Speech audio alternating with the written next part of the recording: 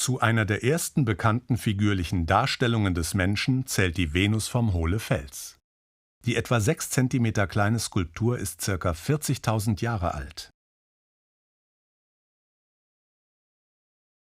Homo sapiens verewigte aber auch Pferd, Wasservogel und Mammut in Kunstwerken.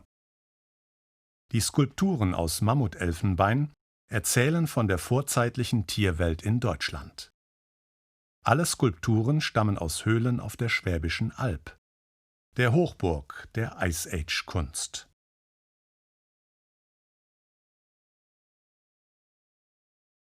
Die berühmte Venus von Willendorf ist nur etwa 10.000 Jahre jünger. Viele Forscher glauben, dass es sich bei ihr um ein Fruchtbarkeitssymbol handelt. Während der letzten Kaltzeit kamen kleine Venusfiguren offenbar in Mode. Überall in Europa wurden sie gefunden. Vielleicht verehrten die Menschen damit Muttergottheiten, die verantwortlich waren für Wachstum und Fortpflanzung.